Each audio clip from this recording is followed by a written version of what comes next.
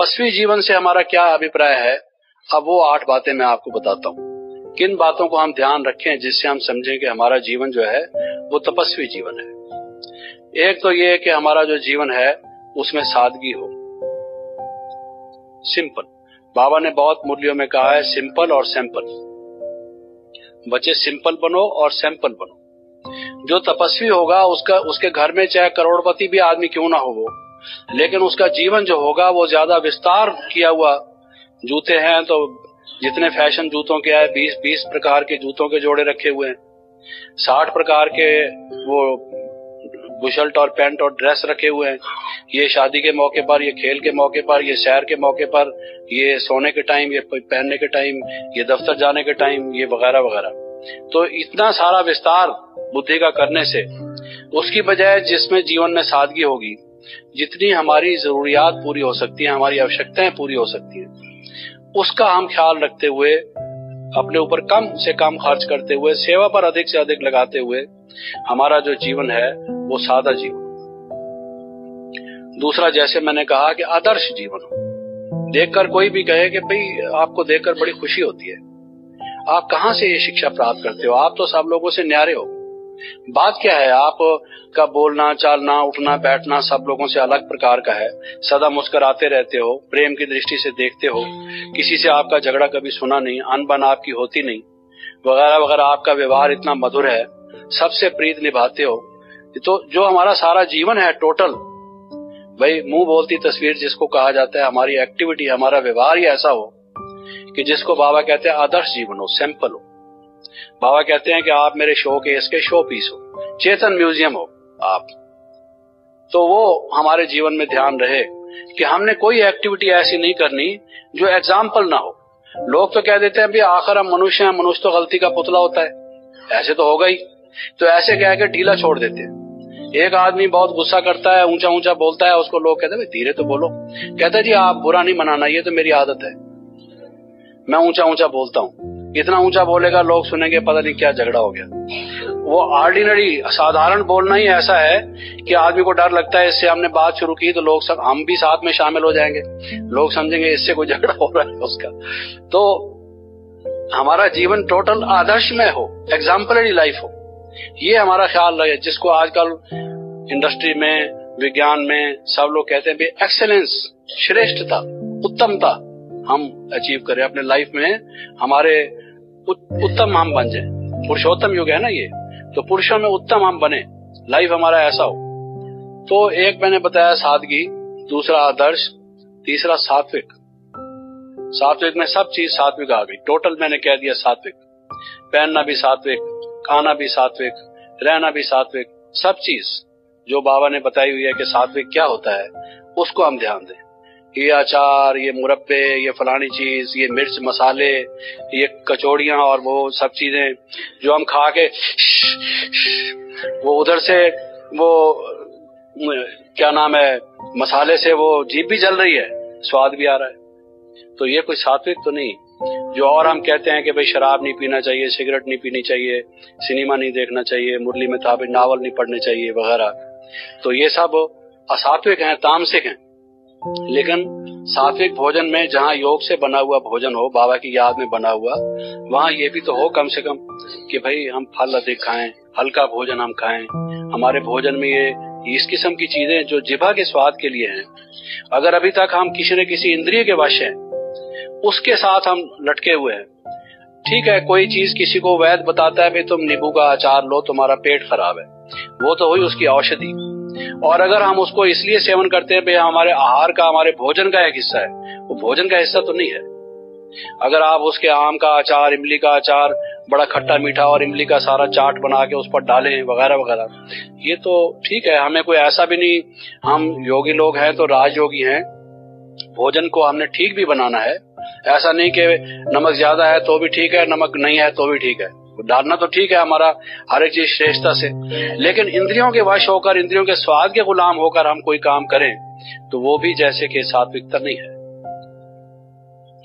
और अलौकिक जो भी कार्य हम करें, मान लो संसार की कोई किसी भी मौके पर कुछ भी हम करते हैं तो वो हमारा टोटल, हम ये ख्याल रखें कि संसार से न्यारा ही हो, बाबा ने जो हमें दृष्टि हमारी बदल दी, वृत्ति हमारी बदल दी, ज्ञान हमें दिया, तो हमारे हर एक काम में अलौकिकता हो।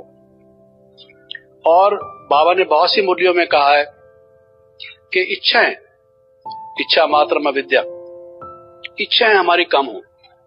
ठीक है, इच्छा के बिना तो कोई काम होता नहीं संसार में।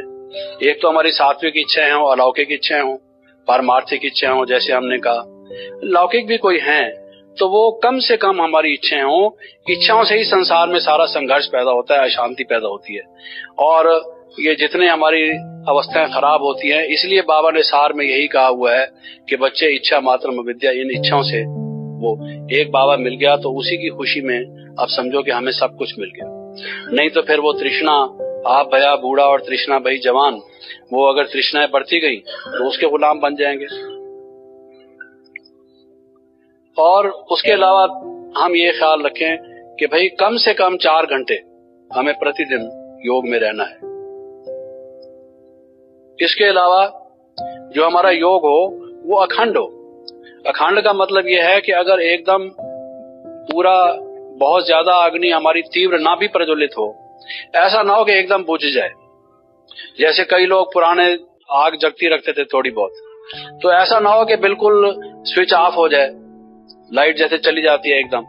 तो अगर हमारा 4 घंटे योग रहता है, बाकी समय भी ऐसा ना हो कि एकदम ही योग समाप्त हो जाए। चलो हल्की योग की स्टेज बाबा ने बताया हुआ, सुदर्शन चक्कर बुद्धि में घुमाओ, चलते फिरते उठते बैठते मुझे याद करो, चलो बाबा की याद का कोई गीत सुन लो। अगर योग की वो बीज रूप बिंदु रूप स्टेज नहीं है तो बाबा की मुरली पढ़ लो, वो भी योग है। संसार की बातें तो नहीं सोच रहे, लेकिन हल्के रूप से भी बाबा की याद, मैं आत्मा हूँ और मुझे परम धाम जाना है, अब मैं स्वर्ग में जाने का पुरुषार्थ कर रहा हूँ, इससे बिल्कुल बुद्धि खाली होके संसारिक बातों में तो न चली जाए एकदम। तो ये इसको मैं कहता हूं कि भाई योग की कुछ ना कुछ अग्नि प्रज्वलित हो ही रहे। और एक तो योग की जो हमारी क्वालिटी हो, जैसे मैंने बताया अखंड, और दूसरा प्रचंड, जिसको कहा जाता है तीव्र अग्नि, यानी ऐसी अग्नि भट्टी जिसको हम कहते हैं। तपस्वी जीवन का मतलब यह है कि अब हमारी जीवन में जो योग की है वो आग धधकनी चाहिए। जैसे लोहा पिघल के फौलाद बनाते हैं हम, या पानी की तरह से वो लिक्विड उसको बना लेते हैं, ऐसे ही योग की अग्नि जब हमारी इतनी तीव्र होगी तभी तो वो आदतें भी बदलेंगी, और जो हमारे विकर्म हैं वो भी दग्ध होंगे, और हमारे संस्कार भी बदलेंगे। सब बातें तो तभी होंगी, वरना तो नहीं होगा। इसलिए उस की जो स्टेज है हमारे जो तपस्वी जीवन में, ऐसा नहीं हल्का सल्का क्लास में आए, चलो योग पहले हो रहा है, रेड लाइट ऑन है, 15 मिनट योग में बैठे। अब वो बैठे तो सही पालती मार के, लेकिन योग में थे या नहीं थे। फिर उसके बाद मुरली हुई, समाप्त हो गए, आज की दिहाड़ी पूरी हुई, चलो आज का काम समाप्त हुआ। ये तो नहीं, वो योग तो लगा ही नहीं पूरी तरह से। योग की भट्टी हम कैसे प्रज्वलित करें और उस स्टेज को कैसे प्राप्त करें, ऐसे तो मन को खुश करने से काम चलेगा नहीं। तो ये 8 बातें मैंने आपको बताई जिसमें कि हमारा जीवन तपस्वी जीवन हो, इसको हम ध्यान दें जी। एक बताया सादगी, दूसरा आदर्श, तीसरा सात्विक, चौथा अलौकिक, 5वां इच्छाएं कम हो, वैरागी जीवन, और छठा जो है कम से कम 4 घंटे, 7वां बताया अखंड, और 8वां प्रचंड तीव्र अग्नि, योग की ज्वाला भट्टी जिसको कहते हैं हम लोग। इसके बाद अब इस सारे पुरुषार्थ को इस वर्ष में क्या करना है, उसकी जो गाइडलाइंस हैं, जो आउटलाइन है, उसकी रूपरेखा क्या हो, वो मैं थोड़ा सा आपसे बताता हूँ। सबसे पहले तो हम प्रतिज्ञा करें। जैसे पुराने ब्राह्मणों का ये एक नियम है, कोई भी कार्य करेंगे तो संकल्प लिख करते हैं पहले, चाहे वो हथियाला बांधते हैं, चाहे वो जल लेके संकल्प करते हैं। हमको वो तो नहीं करना, वो तो लौकिक है। मैंने बताया हमें हर एक चीज अलौकिक करनी है, लेकिन अपने मन में जब तक कोई दृढ़ संकल्प ना लिया जाए, प्रतिज्ञा नहीं की जाए, तो उसमें वो बल नहीं आता, फोर्स नहीं आती। तो क्या प्रतिज्ञा की जाए वो मैं आपको बताऊंगा, लेकिन पहले भाव ये है हमारा कि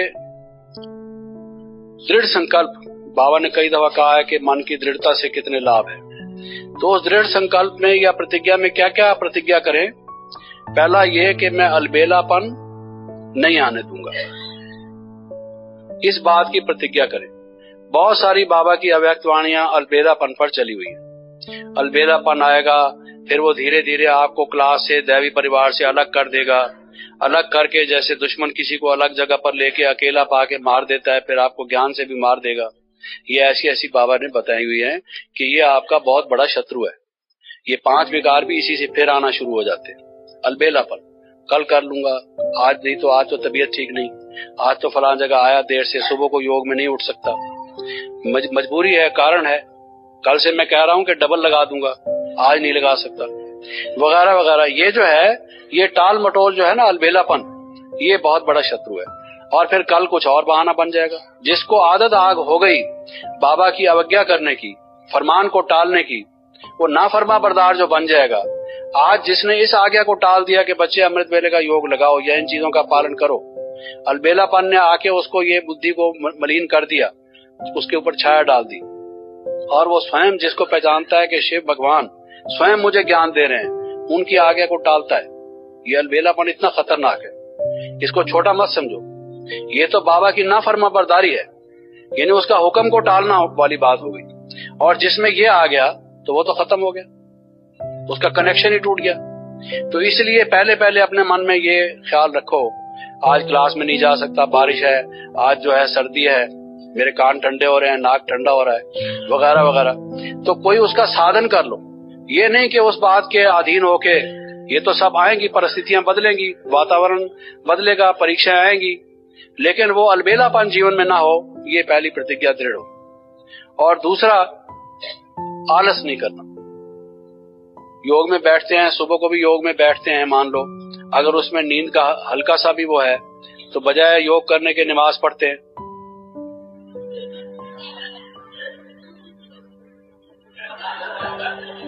तो योग तो ना पढ़े, योग तो नहीं कर रहे, तो नमाज पढ़ रहे। तो वो जहां पर भी, ये बाबा कहता है छठा विकार है सुस्ती, आलस। तो अलर्ट होके, एक्टिव होके, जो कमाई का टाइम है, बाबा कहता है you are at war with maya, माया से आपकी लड़ाई है। अब हमारे सिपाही अगर बॉर्डर पर खड़े हुए हैं, दुश्मन का सामना करते हुए, गोलियां चल रही हैं और वो सोए पड़े हैं, पहरेदारी अगर सोए पड़े हों तो क्या नतीजा होगा, आप सोचिए। बैठे हैं योग में, और इस समय बाबा से योग लगा के लाइट और माइट लेके सारे संसार को देनी है, तत्वों को भी बदलना है, हमारी इतनी बड़ी जिम्मेवारी है, और हम झुटके खा रहे हैं। झटका तो नहीं खाते, झुटका खाते, बात एक ही हो गई। तो उसका ध्यान हम दें कि लाइफ में हमारे वो सुस्ती और अलबेलापन ये ना है, ये प्रतिज्ञा दृढ़। और तीसरा, किसी भी प्रकार की अशुद्धि ना आए। कौन सी अशुद्धि? अब मैं आपको 8 प्रकार की अशुद्धि बताता हूँ, सारी मुरलियों का सार, जिसमें बाबा ने जो जो कुछ छोड़ने के लिए कहा हुआ है और जो जो कुछ जीवन में धारण करने को कहा हुआ है। 8 प्रकार की शुद्धियां कौन सी बाबा ने बताई है? बुद्धि की शुद्धि। पहले तो बुद्धि की शुद्धि, जितना हम योग लगाएंगे, ज्ञान धारण करेंगे, ये बुद्धि पत्थर से पारस बनती जाएगी, इसमें रत्न भरते जाएंगे, ये दिव्य बनती जाएगी, ये विशाल बनती जाएगी, इसमें बल भरता जाएगा। अभी ये पत्थर बुद्धि है। तो बुद्धि में शुद्धि, जो संसारिक ज्ञान है, संशय है, ये बुद्धि में, ये बुद्धि को मैला करता है, खराब करता है। एक तो संशय, जो आज भी बाबा ने निश्चय, निशाना वगैरह की बात कही, नशे की। तो एक तो संशय है जो बुद्धि को अशुद्ध करता है, और दूसरा जो संसारिक ज्ञान, जिसको बाबा कह रहे थे नावल पढ़ते हो तो वो बुद्धि खराब हो जाती है, परमत पर चलते हो वगैरह वगैरह। बुद्धि के बाबा ने बताया वो बुद्धि की शुद्धि का क्या मतलब है। तो एक तो बुद्धि की शुद्धि, दूसरा मन की शुद्धि, उसमें दृष्टि वृत्ति भी आ जाती है, मन की शुद्धि। तीसरा तन की शुद्धि, भाई लैट्रिन में जाते हो उसके बाद स्नान करो, वस्त्र जो है स्वच्छ पहनो, अपना बिस्तरा, अपने सारा जो रहने करने की जगह है वो साफ सुथरी हो। तपस्वी जीवन है तो उसका वातावरण कैसा हो। भोजन की शुद्धि चौथा। पांचवा अध्ययन की शुद्धि, कोई ऐसी चीज ना पढ़ो जिससे मन भ्रमित हो, और उसमें नावल की बात आज जैसे बाबा कह रहे थे, जो हमारा अध्ययन है उसकी शुद्धि। और छठा संग की शुद्धि, कुसंग ना करो, संग की शुद्धि। सातवां धन की शुद्धि, अपनी कमाई अच्छी होनी चाहिए, गलत कमाई से वो भी पाप है। किसी को लूट खसूट के, किसी को एक्सप्लॉइट करके, किसी का शोषण करके, किसी से गलत काम से पैसे लेके अगर हम उसका भोजन बनाएंगे वही हमारे शरीर में जाएगा, वही हमारा मन उधेड़ बुन में लगा रहेगा, तो शुद्ध कब होंगे? फिर कब तपस्या करेंगे? और 8वां वातावरण, जो आवास निवास है हमारा, टोटल जो एनवायरनमेंट है, जहां हम बैठते उठते जो कुछ भी करते हैं, हमारा घर कैसा होना चाहिए, हमारी बैठक कैसी हो, हमारे ऑफिस का कमरा कैसा हो, जहां हम करते हैं, हमारे चित्र कौन से हों, उसकी टोटल, लोग कोई आके देखे कहे ये तो जैसे आश्रम लगता है, अरे भाई आप तो एक योगी जैसे रहते हो। टोटल हमारा जो वो है वो भी शुद्ध हो, उसमें कोई ऐसी चीज ना हो जो अशुद्ध बात को याद दिलाए, सब शुद्धि की तरफ ले जाने वाली चीजें हो। स्लोगन हो तो कोई अच्छा सा स्लोगन हो, कोई बाबा की अच्छी सी बात लिखी हुई हो, लक्ष्मी नारायण का चित्र लगा हुआ हो जो हमारे लक्ष्य को याद दिलाए, इत्यादि इत्यादि। टोटल जो वहां का वातावरण हो साफ और सुथरा, शुद्ध। तो ये 8 प्रकार की शुद्धि मैंने आपको बताई। तो ये प्रतिज्ञाओं में शामिल है। मैंने आपको अब तक 3 प्रतिज्ञा बताई। पहला ये कि अलबेलापन नहीं आने दूंगा, दूसरा ये कि आलस नहीं आने दूंगा, तीसरा ये कि अशुद्धि नहीं आने दूंगा। उस अशुद्धि में मैंने आपको 8 बातें बताई। तो ये प्रतिज्ञा की 3 बातें हो गई। अब चौथी प्रतिज्ञा ये है कि अभिमान नहीं आने दूंगा। कई दफा क्या होता है, आपका योग अच्छा लगने लगा, अब मन एकाग्र होने लगा, अब आपको योग की शक्तियां कुछ आ गई, आनंद में आप रहने शुरू हो गए, आपको टचिंग अच्छी होनी शुरू हो गई, अभिमान आ जाएगा कि अब मैं बहुत बड़ा योगी हो गया, बहुत महारथी हो गया। दूसरों से बात करोगे, इसको तो पता ही कुछ नहीं, ये तो अभी बिगिनर है, स्टार्टर है। तो वो उसके प्रति ये जो भावना है, तो ये जिसको सिद्धि प्राप्त हो, जो योग में स्थित हो, उसके नम्रता उसमें और अधिक है। भाई मैं निमित्त हूं, ये तो बाबा ने दिया है, माला माल किया है, उसकी कमाल है। देने वाला तो दाता वो है, मेरी अपनी चीज तो कुछ भी नहीं, उसकी दी हुई है, सारा खजाना उसका है। तो चौथी प्रतिज्ञा ये करना कि अभिमान नहीं आने दूंगा। नहीं तो बाबा कहते हैं ज्ञान तो है लेकिन ज्ञान का अभिमान है इसमें, तो उसको गुस्सा आएगा।